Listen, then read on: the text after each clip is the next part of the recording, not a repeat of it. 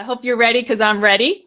We're going to start this conversation off on the theme of liberation, as the book is called.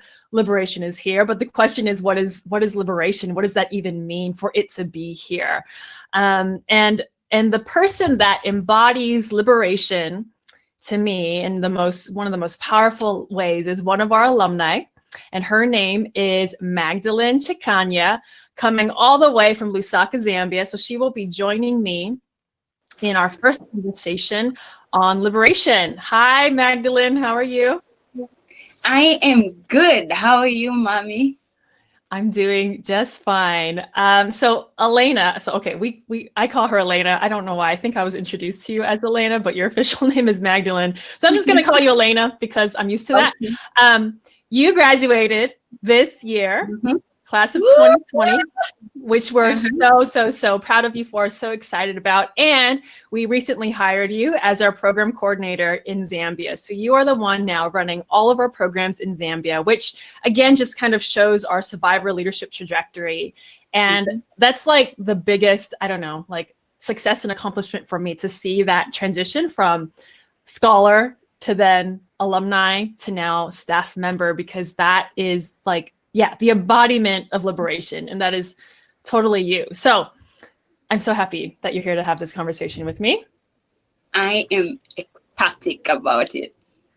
And we're going to start off by kind of sharing how we met. So actually, this is the first time that our community is meeting you. And so I wanted to kind of share, how did we meet, and how did our understanding of liberation even evolve after we had met? So I'm going to let you get started with that story, and then we'll compare notes. Great. So we met at one of, we met at Savannah Intercultural Movement. That's what it was called at that time. So this was led by Master Chimbala, one of the TV personnel here. And so he invited me to join in this program.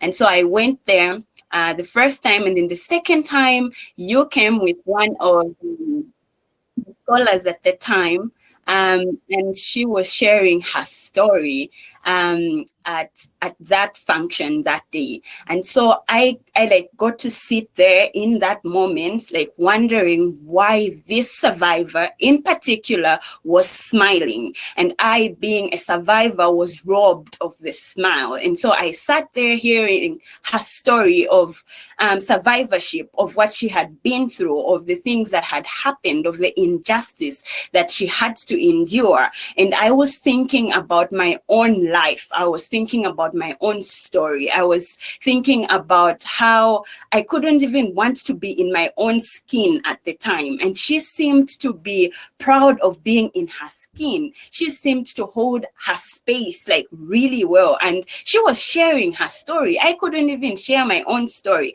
Asking me how I was doing was painful, literally painful. I hated being asked, how are you doing? And so hearing her story, I just wanted to know, why was she smiling? How did she manage to share her story in that moment with people she had never met? Because she had never met me, for example.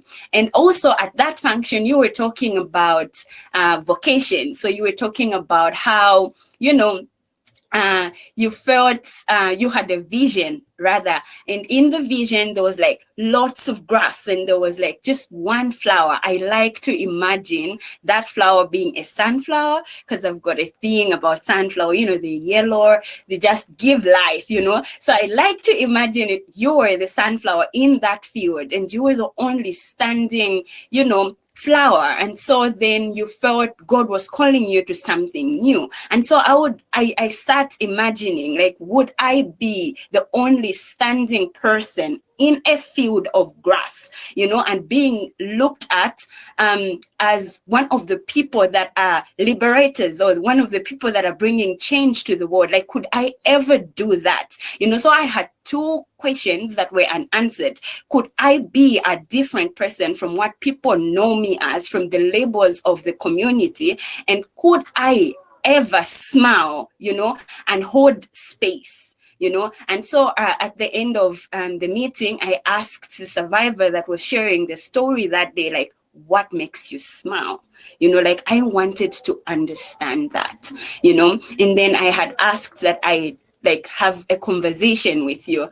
And so funny enough, when we had that conversation, I froze because I didn't know where to start from. I didn't even know what to say. I didn't even want to like speak out. I thought my voice was what everyone had labeled, you know, to be, you never should speak out. And I was taught to never share my story. And if I was asked to go for counseling, then I should never do that, you know. So I just wanted to keep quiet. But inside, you know, I wanted to share my story because of how, you know, the survivor that spoke at that event, you know, like just showed me light in that moment. And later on, you know, we got talking, and I remember coming and I was crying the entire time, but I managed to share my story and own it, you know, for like the very first time. So that was like really powerful.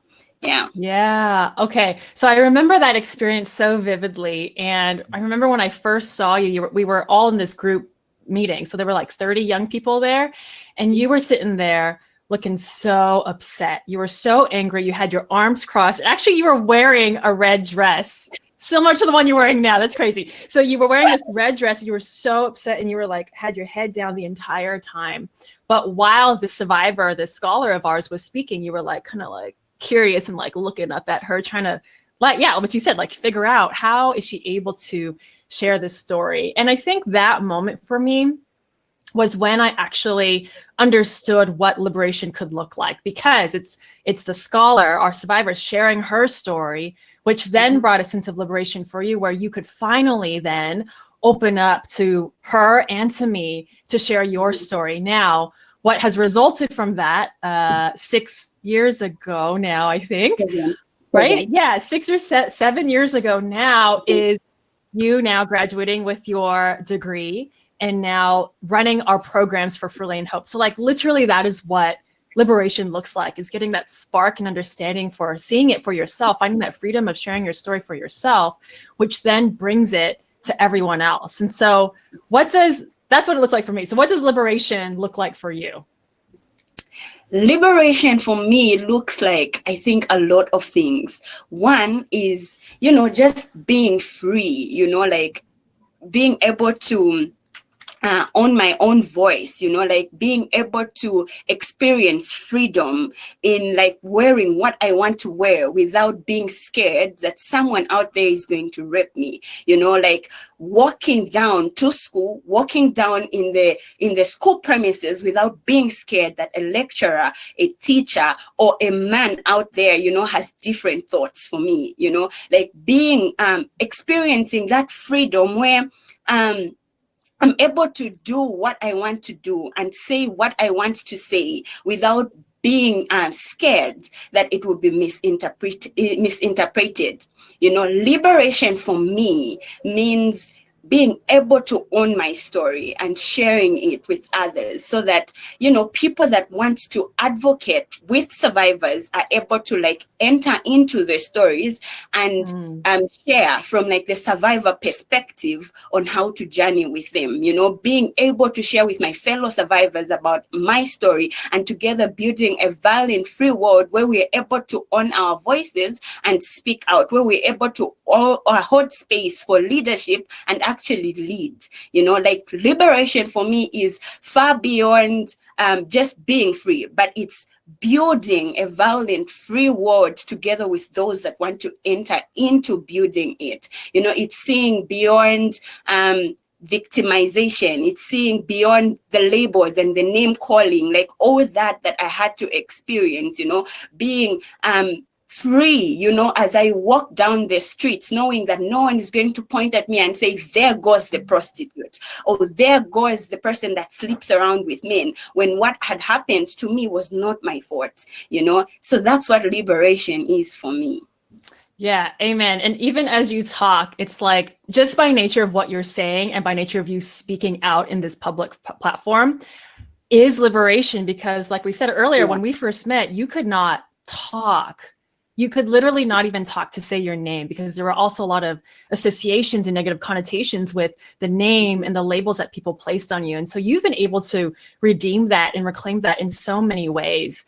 And so what actually like expanded from that, since you became a scholar with Freely and Hope, is you started telling me, okay, there are thousands and thousands of other little girls like me that need to hear my story, so that it keeps them out of the streets. It keeps men from hurting them. It keeps young girls realizing that they have a larger vocation than what society has placed them under. And from that, you were like, I want to start this program called Super Girls Revolution. And it started with 7 girls. Now, 2 years later, we're at over 100 girls. When did you first realize that survivors can be powerful leaders like yourself, and now like these girls that you lead? Actually, that happened when I dared to dream, when I dared to be different. So dreams for me were far-fetched. I couldn't be anything outside of a prostitute, and everything else my community had labeled me, So being able to dare to be different, to stand out, to be that one flower in the field of grass, to be able to be an example, to be able to be a mentor, to be able to be a role model to someone, just daring to dream differently, that just made me recognize that I could actually hold space for myself and for others. Yeah.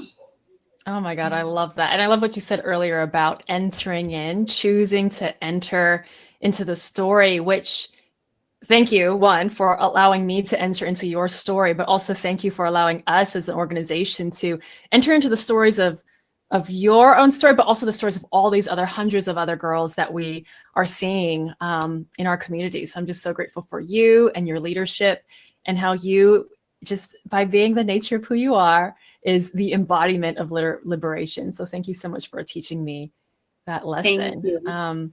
Yeah, I'm just curious too, like when you read the book, what were your thoughts around it? I had a lot of thoughts. First of all, one of the thoughts that I had was, like this book was not just talking about all the survivor stories, but it was talking about a world that we could actually build together, advocates and survivors alike. So it took me into just thinking and expanding the knowledge that I had about what liberation could look like, or what my survivor story was, like expanding it, like knowing that I wasn't the only one there. Like there were people like Mubanga that had been through stuff, there were people like Nekesa that had been through, different things. And this is one individual that now was teaching us to like not call ourselves victims, but to call ourselves survivors, so it was that time, like when she realized her survivor story, that I like looked back at my own journey and thought, oh, actually I had also realized in my own story that I am not a victim, but I am a survivor, so it's I had so many thoughts about stories of like great women, that were going to make a world a better place, like women that were entering into a journey that is like a huge dream, like a far-fetched dream to end the cycle of sexual violence. And these 3 women were like entering into that space and owning it, and with 1 story, with 2 stories, and with 3 stories, look where we are today. We have like over 100 girls here that are fighting towards breaking this cycle of sexual violence. And so I was just thinking, that if this book gets out there in the world, how many more people will it invite in our space to break this cycle of sexual violence? I felt it was really a good book to be, out there in public.